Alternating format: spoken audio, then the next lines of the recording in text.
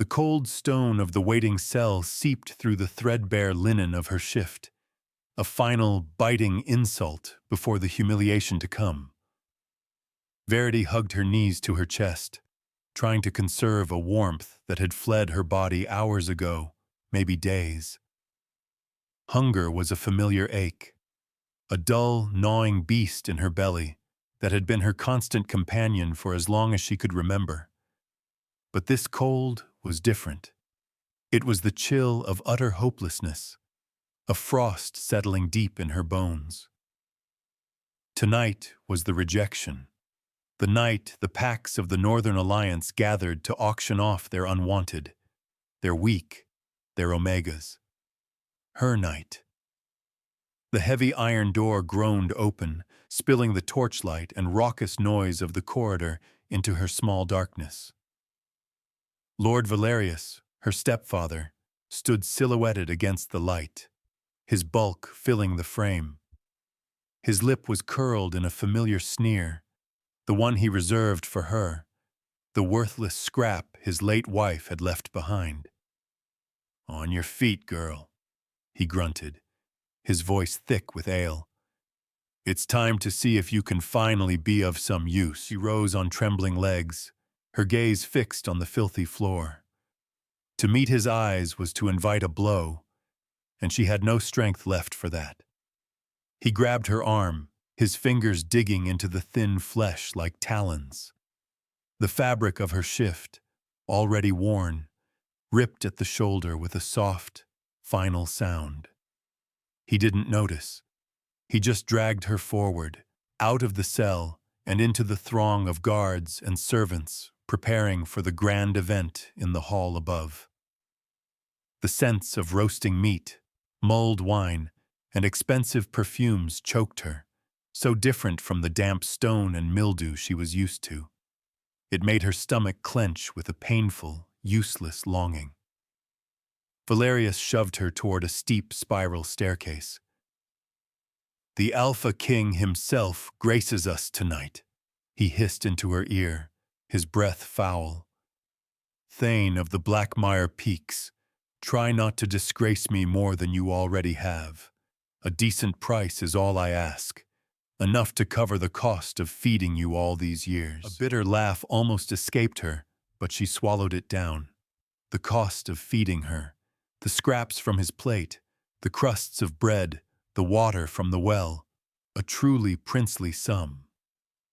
She stumbled up the stairs, his hand a brutal clamp on her back, propelling her toward her fate. The great hall was a cavern of noise and heat. Hundreds of werewolves, dressed in silks and velvets, crowded around long trestle tables laden with food. Banners bearing the crests of the great houses, the Deerafangs, the Stoneclaws, the Iron Pines, hung from the high vaulted ceiling. At the far end of the hall, on a raised dais, was a throne carved from obsidian, and on that throne sat the Alpha King. Verity had only heard stories of King Thane. They called him the Wolf of Winter, a ruler as cold and unforgiving as the mountains he commanded. From this distance he was a figure of immense, intimidating stillness. Dark hair, broad shoulders encased in black leather, a severe, unyielding profile. Even seated, he radiated a power that made the very air around him seem to hum. His presence silenced a part of the chaos, carving out an island of solemn authority in the sea of revelry. A wooden stage had been erected in the center of the hall. The rejection stage. Valerius pushed her toward it, his grip tightening. "Now, get up there." Panic, sharp and visceral, finally pierced the numb shell of her despair. "No," she whispered, the word a tiny, useless puff of air. His fingers dug deeper. "Do not defy me. Not here." He shoved her hard, and she stumbled up the 3 short steps, nearly falling. The rough wood scraped her bare feet. A hush fell over the nearest tables as heads turned. Murmurs rippled through the crowd. She felt hundreds of eyes on her, assessing, dismissive, cruel. She was a piece of meat on the block. The tattered, ripped shift did little to cover her, and she wrapped her arms around herself, a futile attempt to hide. The auctioneer, a portly man with a booming voice, stepped onto the stage beside her. He gave her a cursory, disdainful glance. "And now," he bellowed, his voice magically amplified to fill the hall, "from the lands of Lord Valerius, an omega of no notable lineage, sound of tooth, if a bit thin, bidding to start at 10 silver pieces for a contract of labor." 10 silver pieces, the price of a lame horse. Humiliation washed over her in a searing wave. She squeezed her eyes shut, wishing the floor would swallow her whole. This was it. This was the end of her life, such as it was. To be sold to some cruel farmer or back-alley merchant for a handful of coin. The auctioneer raised his gavel. "Do I hear 10?" A profound silence descended upon the hall. It was so sudden, so absolute, that Verity's eyes snapped open. The noise hadn't just quieted, it had been strangled. Every wolf in the room was frozen, their gazes fixed not on her, but on the obsidian throne. King Thane was on his feet. He moved with a fluid, predatory grace that belied his size, descending the steps of the dais. He didn't look at the crowd. He didn't look at the auctioneer. His eyes, the color of molten gold, were locked on her. They burned. They were not the eyes of a man, but of the ancient wolf that dwelled within him, a creature of instinct and absolute power. Every step he took toward the stage was a hammer blow against the silence. The air grew thick, heavy with a palpable energy that made the hairs on her arms stand on end. A strange, unfamiliar warmth began to flicker deep inside her, a tiny ember in the frozen landscape of her soul. What was happening? Why was he looking at her like that? Like he was starving and she was the first feast he'd seen in a century. He stopped at the foot of the stage, his immense presence a physical force. The auctioneer trembled, his face pale and sweaty. Lord Valerius, for the first time Verity could ever recall, looked terrified. Thane's golden eyes swept over her, taking in the ripped shift, the bruises on her arms, the stark fear in her face. A low growl rumbled in his chest, a sound so deep and primal it vibrated through the wooden planks beneath her feet. The sound was not directed at her. It was a promise of violence for everyone else in the room. He lifted his gaze from her to her stepfather, and the temperature in the hall seemed to drop 20 degrees. Valerius flinched as if struck. Then the Alpha King spoke. His voice was not loud, yet it carried to every corner of the cavernous hall, a blade of sound that cut through the tension. "You brought her here to be sold." It was not a question. It was a judgment. He vaulted onto the stage in one smooth, powerful motion, landing silently beside her. He was even larger up close, a mountain of muscle and suppressed fury. The scent of pine, winter frost, and something ancient and wild washed over her, intoxicating and terrifying. He stood between her and the stunned crowd, a living shield. He turned his head slightly, his molten gaze meeting hers again. The raw power in his eyes should have sent her running, but instead, that tiny ember inside her flared, a flicker of impossible recognition. His wolf was looking at her through his eyes, and it was not with hunger or pity. It was with a ferocious, soul-shattering possessiveness. He looked from her to Valerius, a predator singling out his prey.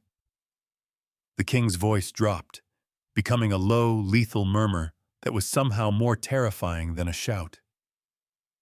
"They thought to auction your life," he said, his words meant for the entire assembly, but his eyes never left hers. "I have come to claim my own." The world tilted on its axis. Claim his own? What did that mean? The words didn't make sense, yet they resonated in that strange, warm place that had just awakened inside her. Mine. A voice that was not his, but felt like it, echoed in her soul. He shrugged off his heavy, fur-lined cloak and draped it around her shoulders. It was impossibly warm, heavy with his scent, a cocoon of sudden, bewildering safety. He gently pulled the hood up to shield her face from the gaping stares of the nobility. His touch was firm but careful, as if he were handling something infinitely precious and fragile. Then he turned to face the hall, his arm a possessive, unyielding bar behind her back. His face was a mask of cold, regal fury. "This rejection is over," he declared, his voice ringing with absolute authority. "She is under my protection. She is my mate." A collective gasp swept the room. Mate. The word struck Verity like lightning. It was impossible. She was a worthless Omega. He was the Alpha King. Such a thing didn't happen. It couldn't happen. Valerius had told her 1,000 times she was nothing, a curse, a drain on his resources. How could she be the fated mate to the most powerful wolf on the continent? Her stepfather's face was a mask of disbelief and apoplectic rage. "My king," he began, his voice shaking. "There must be a mistake. The girl she is nothing. A broken stray." Thane's head snapped toward him. "You will be silent," he commanded, and the sheer power in the order forced Valerius to his knees, his jaw snapping shut. "You will remain there until I decide what to do with a wolf who dares to sell the mate of his king." Panic and terror warred with the dizzying sense of security his presence provided. This couldn't be real. It was a dream, a feverish hallucination brought on by starvation. But the weight of the cloak was real. The heat radiating from his body was real. The tremor of rage that ran through the arm protectively settled at her back was devastatingly real. Without another word to the stunned assembly, Thane scooped her into his arms. She gave a small cry of surprise, her body weightless against his powerful chest. He held her as if she were made of spun glass, his movements sure and possessive. He carried her off the stage and strode through the parted sea of silent, shocked wolves. He didn't look at any of them. His focus was entirely on her, his golden eyes burning with an intensity that stole the breath from her lungs. He carried her out of the great hall, through opulent corridors of polished marble, and into a private wing of the castle she had never known existed. Guards in black and silver armor snapped to attention and bowed their heads as he passed, their faces carefully neutral, betraying nothing of their shock. He didn't slow his pace until he reached a set of massive iron-bound doors. They swung open before him, pushed by unseen hands.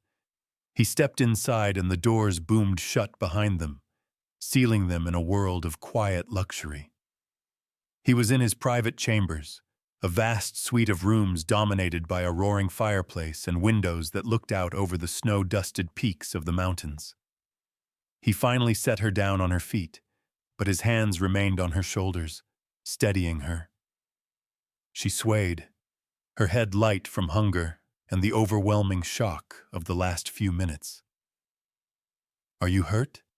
he asked, his voice softer now, a low rumble that vibrated through her. She shook her head, unable to find her voice. She could only stare at him, at the chiseled lines of his face, the fierce protectiveness in his gaze. He was real. This was real. He led her to a plush chair by the fire and gently pushed her into it. "Stay. I will have food and water brought." He turned to leave, but a sudden, desperate fear seized her. The thought of him walking out that door, of being left alone in this strange, intimidating place was more terrifying than the rejection stage had been. "Don't go," she whispered, the words raw and fragile. He stopped instantly, turning back to her. A flicker of some unreadable emotion crossed his face. Surprise, pain, something else. He strode back to her side and knelt before the chair, bringing his face level with hers. The Alpha King, the Wolf of Winter, was kneeling at her feet. "I will not leave you," he said, his voice a solemn vow. "Not for a moment. I will send for it." He raised his hand, and a quiet knock sounded at the door a moment later. A beta guard entered, his eyes averted. "Garrett," Thane said, his voice returning to its commanding tone. "Bring food, broth, bread, meat, and water, and send for Elspeth the healer. Now." The guard, Garrett, bowed low. "At once, my king." He backed out of the room, closing the door softly. Thane's attention returned to her. He reached out, his calloused fingers hesitating for a second, before gently brushing a strand of matted hair from her face. His touch was like a brand, sending a jolt of that strange electric warmth through her skin. His wolf was so close to the surface, a tangible presence in the room, and it was watching her with an unnerving, single-minded focus. "What is your name?" he asked. "Verity," she managed to say, her voice barely audible over the crackling of the fire. "Verity," he repeated, and the way he said it made it sound like a prayer. "My Verity." He said it with such certainty, such conviction. "Mine." The word echoed again in her mind, a possessive, comforting hum. She still couldn't understand it. "But I am an Omega," she said, the ingrained shame making her flinch. "I'm worthless." A dark, dangerous look entered his eyes. "Who told you that?" he growled. "My Lord Valerius. Everyone." "They lied," Thane stated simply, as if it were the most obvious truth in the world. "You are no Omega. My wolf would never choose a weak mate. It has been waiting for you. For centuries, my bloodline has waited." Before she could ask what he meant, the guard returned with a tray laden with food. The smell of it made her dizzy, her empty stomach twisting into a knot of painful need. Thane took the tray and dismissed the guard, then placed it on a small table beside her. He poured a cup of water and held it to her lips. She drank greedily, the cool liquid a balm to her parched throat. He broke off a piece of soft bread and dipped it in the savory broth. "Slowly," he cautioned, holding it out for her. She ate from his hand like a frightened animal, too overwhelmed to feel shame. He fed her piece by piece, his golden eyes never leaving her face, watching her with a fierce, tender concentration that made her heart beat a frantic rhythm against her ribs. When she could eat no more, an elderly woman with kind eyes and silver hair braided with herbs entered the room. This had to be Elspeth, the healer. She curtsied deeply to the king. "Your Majesty," she said, her voice calm and soothing. "You sent for me." "See to her," Thane commanded, his tone gentle but firm. "She is cold and underfed. Check her for any other injuries that filth Valerius may have inflicted." The venom with which he spoke her stepfather's name was chilling. Elspeth approached Verity with a soft smile. "Come, child. Let's get you into a warm bath and some clean clothes. The king's cloak is fine, but I imagine a proper gown would be more comfortable." Verity looked at Thane, a question in her eyes. He gave a slight nod. "Go with her. I will be right outside this door. You will not be alone." Reassured, she allowed Elspeth to lead her into an adjoining chamber that was a bathing room of unimaginable luxury. A massive copper tub was already steaming, filled with scented water. Elspeth helped her out of the ragged shift and clucked her tongue at the sight of the faded yellow bruises on her skin and the prominent bones of her ribs and shoulders. "That man will answer for this," the healer murmured, her kind face hardening. "The goddess does not suffer a beast who starves her chosen." "Her chosen?" Verity asked as she sank into the blissfully hot water. Elspeth washed her hair and skin with gentle, practiced hands. "The Alpha King's mate is not chosen by chance, child. The bond is a sacred thing, a thread woven by fate itself. But your thread, yours is woven of something more, something ancient." After the bath, Elspeth wrapped her in a thick, soft robe and sat her down by a vanity. She began to gently comb the tangles from Verity's damp hair. "The king said I am not an omega," Verity said quietly, looking at her own reflection. For the first time, she saw a flicker of something other than fear in her own eyes. "He is right," Elspeth confirmed. "An omega could not carry the blood you do.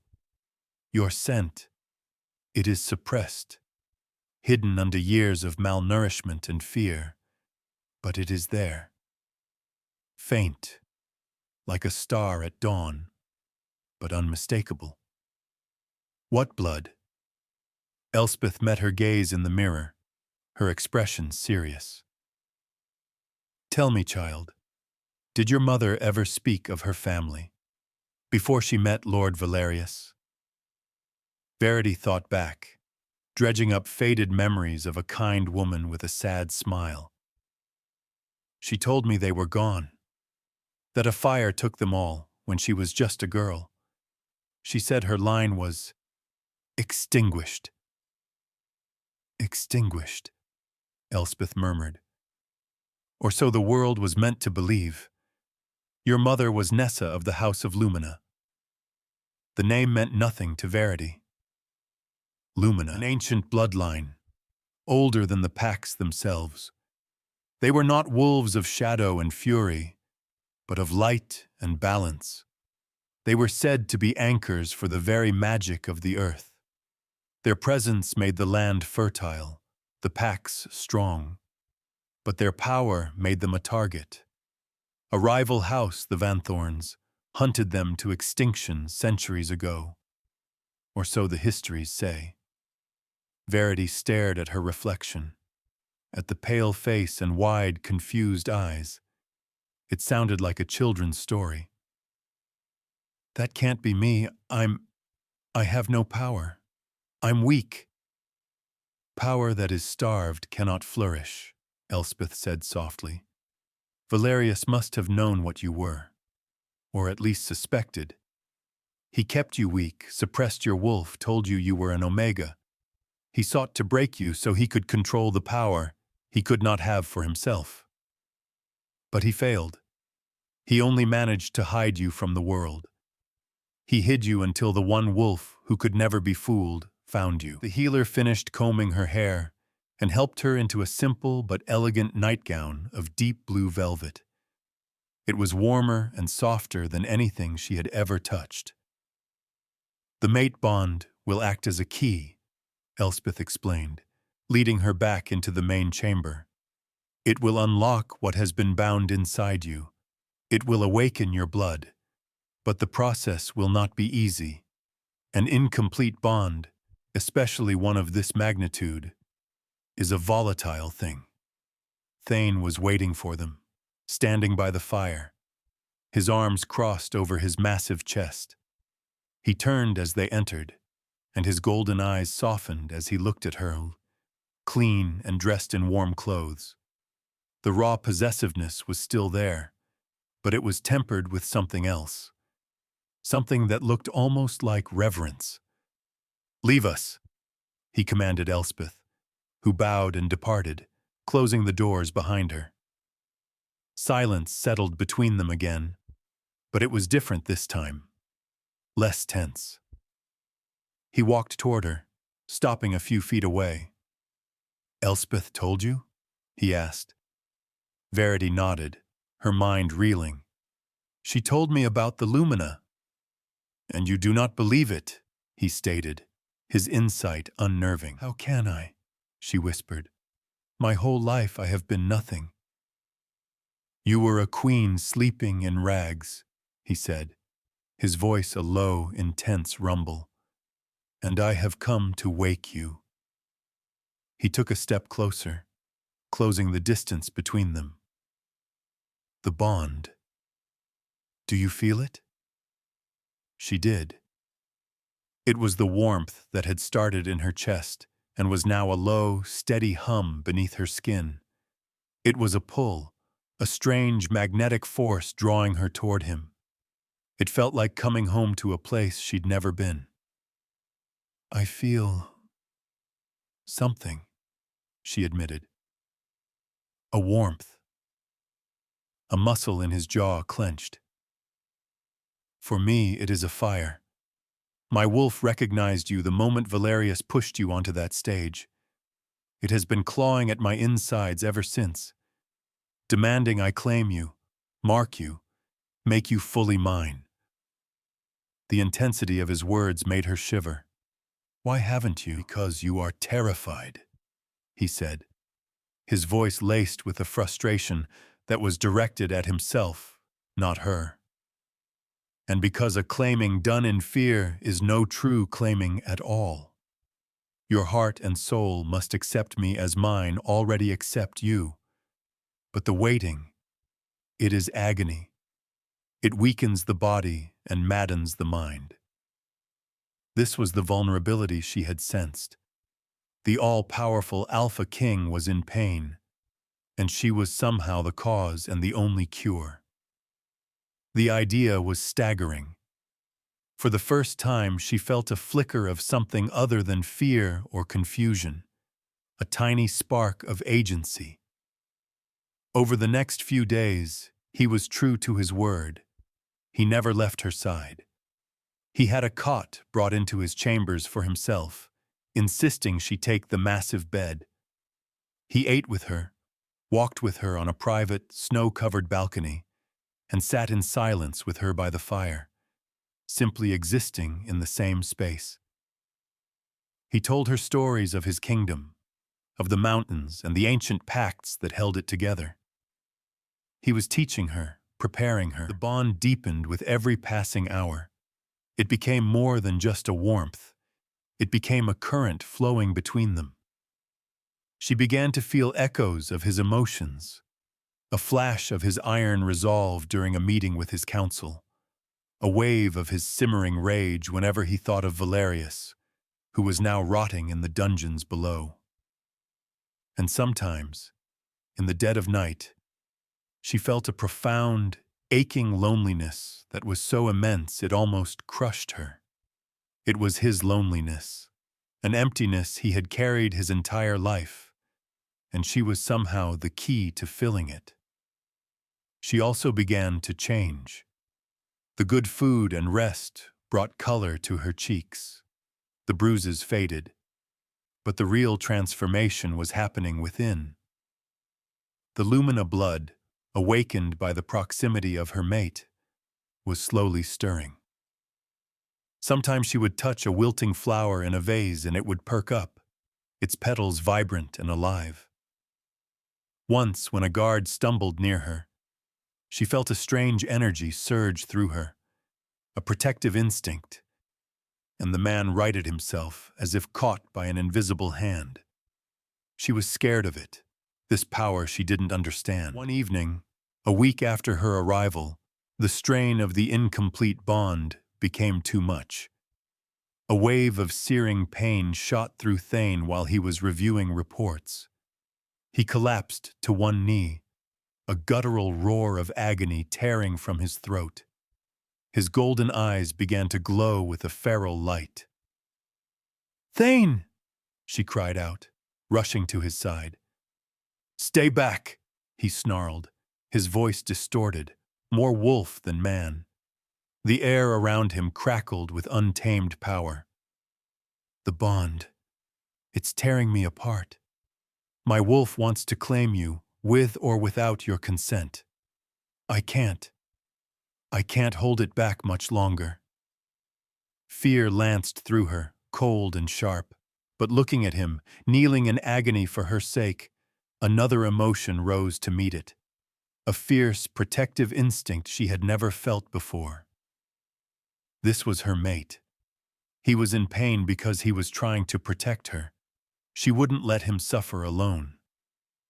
She ignored his warning and knelt in front of him, placing her small hands on his sweat-drenched face. "Look at me," she commanded, her voice shaking but firm, his glowing, feral eyes focused on hers. The beast within him snarled, but he fought it, his body trembling with the colossal effort. "I am here," she said softly. "I am not afraid of you." And in that moment, she realized it was the truth. She was not afraid. "I don't understand this power inside me. I don't understand what it means to be a queen. But I understand this." She pressed her forehead against his. "I will not let you break." A surge of brilliant silver light poured from her, flowing through her hands and into him. It was pure, calming energy, the dormant power of the lumina answering the call of her mate. The feral glow in Thane's eyes subsided, replaced by stunned disbelief. The tremors racking his body stilled. The raw agony on his face softened into exhaustion. He slumped forward, his head resting on her shoulder, his breathing ragged. "How?" he rasped. "I don't know," she whispered, stroking his hair. She felt drained, but also whole. For the first time, her power hadn't felt like a frightening accident. It had felt like a part of her. He pulled back, his golden eyes clear again, filled with awe and a depth of emotion that made her heart ache. "You anchored me," he breathed. "The legends were true." He cupped her face in his hands, his thumbs tracing her cheekbones. "You walked into my hall to die. You will leave it as my queen." The political situation, however, was deteriorating. Valerius, even from his cell, had managed to spread his poison. Whispers of the king taking a worthless Omega as his mate had reached the rival houses. Lord Vanthorne, a descendant of the ancient enemies of the Lumina, began to openly question Thane's fitness to rule. He demanded the king present his chosen mate to the council and prove her worth. "I will not subject you to their judgment," Thane growled, pacing his chambers like a caged lion. He had been summoned to an emergency council meeting he could not avoid. "But they will not stop," Verity said, her newfound confidence growing. "Hiding me only makes them think you have something to hide. Let me go with you." "No, it is too dangerous. Vanthorne is treacherous, and I am your mate," she countered, stepping in front of him to stop his pacing. She placed a hand on his chest, feeling the steady beat of his heart. "My power anchored you. Let my presence silence them." He looked down at her, a war raging in his eyes between his protective instincts and his respect for her burgeoning strength. Finally, he nodded curtly. "You will not leave my side. Not for an instant." He had to leave first to convene the session, promising to send Garrett to escort her to the council chambers when the time was right. He left her in the tower, surrounded by his most elite guards. The fortress was on high alert. No one could get in or out without the king's direct command. She was safe, or so they thought. An hour after he left, as Verity was steeling her nerves for the confrontation with the council, a strange coldness seeped into the room. The fire in the hearth sputtered and died.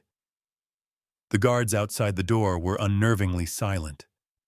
A prickle of fear ran down her spine. Something was wrong. A section of the stone wall near the window shimmered and dissolved, revealing a dark, swirling portal. From it stepped Lord Valerius. His face was gaunt, his eyes burning with a manic light, but he was clad in dark robes etched with glowing, corrupted runes. He was not alone. Behind him stood two hulking figures in Vanthorn colors.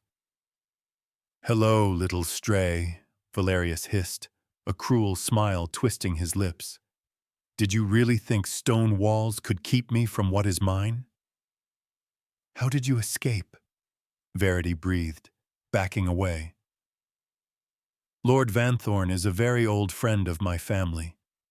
He believes, as I do, that your unique gifts are wasted on a king who would worship you. They are a resource, one meant to be controlled, plundered." He held up a black obsidian dagger, its surface seeming to drink the light from the room. "He provided the means for my escape and the tools for your collection." She screamed for the guards, but no one came. A sickening realization dawned on her. They were already dead. Panic gave way to a cold fury. This man had starved her, beaten her, tried to sell her. He would not take her power too. She focused on the spark of light within her, the one that had answered Thane's pain. She pushed it outward. A shimmering shield of silver light flared to life around her, just as Valerius lunged. The obsidian dagger struck the shield with a screech of tortured magic. The impact threw Valerius back, but the shield flickered and died, the effort draining her. It had been pure instinct, and she didn't know how to summon it again. "So, the little mouse has claws," Valerius sneered, getting to his feet. "It doesn't matter. You are weak, untrained. You cannot hold that power for long." He gestured to the Vanthorn guards. "Take her. Do not mark the merchandise." The two brutes advanced on her. Verity scrambled backward, her eyes darting around the room for a weapon. She grabbed a heavy iron poker from the dead hearth. It was clumsy and heavy, but it was something. She brandished it before her, her heart hammering against her ribs. At that very moment, miles away in the council chamber, Thane felt a lance of pure terror slice through the bond. Her terror. It was so sharp, so absolute, it buckled his knees. He roared her name, a sound of pure agony and rage. He ignored the shocked cries of his council lords and burst from the chamber, his human form already melting away, his bones cracking and reforming into the massive shape of his wolf. He was a blur of black fur and fury, a living shadow of death streaking through the castle corridors, drawn by the beacon of his mate's fear. Back in the tower, the guards closed in. Verity swung the poker wildly, managing to strike one of them in the shoulder. He grunted in pain, but grabbed the iron rod, wrenching it from her grasp and tossing it aside. He lunged, his hands reaching for her, just as his fingers were about to close around her throat. The great doors to the chamber exploded inward, blasted into splinters by a force of pure kinetic rage. A colossal black wolf, larger than any she could have imagined, filled the doorway. Its eyes were not molten gold, but burning pits of hellfire. A snarl ripped from its throat that was the sound of mountains breaking, a promise of utter annihilation. Thane. The Vanthorn guard who held her froze, his face draining of all color. The wolf was on him in a heartbeat, a force of nature that could not be stopped. Jaws that could snap steel closed around the man's neck, and with a single, brutal shake, it was over. The second guard tried to run, but the wolf was too fast. It was a merciless, terrifying, beautiful display of primal power. Valerius stared, his plan crumbling to dust around him. He raised the obsidian dagger, his face a mask of desperation. "Stay back, you beast! This blade can unmake you." The great wolf turned its burning eyes on him. It ignored the dagger and stalked forward, each footstep a death knell. Valerius scrambled backward, tripping over a rug and falling to the floor. But before Thane could reach him, Verity acted. A new power, born of rage and love for the magnificent beast that was her mate, surged through her. This was not the gentle, calming light from before. This was a torrent of raw, untamed energy. She threw her hands forward, and a spear of pure white light erupted from her palms, striking Valerius square in the chest. He screamed, a high, thin sound that was cut short as the light consumed him. The corrupted runes on his robes flared and then dissolved. The obsidian dagger melted into a puddle of black slag. His body became translucent, then shattered into a million motes of glittering dust that faded into nothingness. Silence. The enormous black wolf slowly turned to look at her, the hellfire in its eyes banking to a familiar golden glow. It padded toward her, its massive form radiating heat. It stopped before her and nudged her hand with its wet nose. Verity collapsed to her knees, the last of her strength leaving her. She threw her arms around the wolf's thick, furry neck and sobbed, burying her face in its warmth. The wolf made a low, crooning sound in its chest and began to shift, bones and muscle flowing and changing until it was Thane who knelt before her, holding her tightly in his arms. "I have you," he murmured into her hair, his voice thick with emotion. "I have you." He held her for a long time, his body a solid, reassuring anchor in the storm of what had just happened. When her tears subsided, he pulled back, framing her face with his hands. "Your power," he said, his voice filled with awe. "It is magnificent." "I killed him," she whispered, horrified and yet not. "You defended yourself. You defended your queen," he corrected her gently. "You are everything the legends promised, and more." He looked at the shattered door, at the bodies of the Van Thorn guards. Van Thorn will pay for this treachery. He sealed his house's fate tonight, but that was for later. Now, there was only them. The threat was gone. The fear was gone. All that remained was the bond, thrumming between them, stronger and clearer than ever before, demanding completion. "Verity," he said, his voice dropping to a husky whisper. He tilted her head back, his golden eyes searching hers. "There is no more fear, no more waiting. Let me make you mine. Truly. Forever." She looked into his eyes, into the soul of the king and the wolf who had saved her, who had seen a queen when she saw only a slave. She saw her future there, her destiny. She saw her home.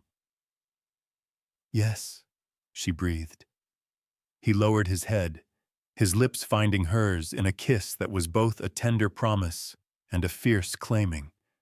It was a deluge of sensation, of love and relief, and a rightness so profound it shook her to her core. When he pulled away, he moved to the juncture of her neck and shoulder. He hesitated for a heartbeat, giving her one last chance to pull away. She didn't. She tilted her head, offering herself to him completely. His teeth, sharp and definitive, sank into her flesh. It was a sharp, searing pain that instantly transformed into a wave of ecstatic energy. The bond snapped into place, a lock clicking shut, and their souls merged. She felt his entire life, his loneliness, his burden of command, his centuries of waiting for her. He felt her years of pain, her quiet resilience, her boundless capacity for light. Everything was shared. Everything was known.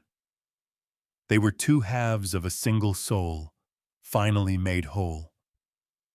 A luminous silver mark, like a crescent moon, bloomed on her skin where he had bitten her. The mark of the Alpha Queen. Months later, Verity stood beside Thane on the great balcony of the citadel, looking out over their kingdom.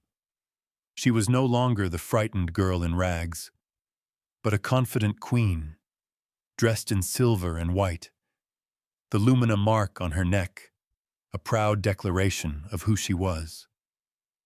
The lands before them were thriving, bathed in a new light, a new vitality that emanated from her and the completed bond she shared with her king. The house of Vanthorn was no more, its treachery exposed and its lands forfeited. Thane wrapped his arms around her from behind, resting his chin on her shoulder. His hand came to rest on her gently swelling abdomen. "Our son will be strong," he murmured against her ear, "and our daughter will be as brilliant as her mother." She smiled, leaning back against his solid warmth. "They will be loved," she said. "That is all that matters." He turned her in his arms, his golden eyes soft with a love so deep it was an ocean. "I loved you before I knew your name," he confessed. "My wolf knew you across a crowded hall filled with kings and lords. It knew its home." "And I knew safety in the arms of a beast," she replied, her hand coming up to trace the line of his jaw. "I love you, Thane, my king, my mate." "And I love you, Verity," he answered, his voice thick with an eternity of devotion. "My queen, my everything." He kissed her then, a deep, lingering kiss under the watchful eyes of the mountains. A king and queen finally united, their love the anchor for their kingdom, now and forever. Thank you so much for listening to this story on His Wolf Knew First. If you enjoyed it, please leave a like and subscribe so you never miss a new tale. Drop a comment below telling me which moment moved you the most.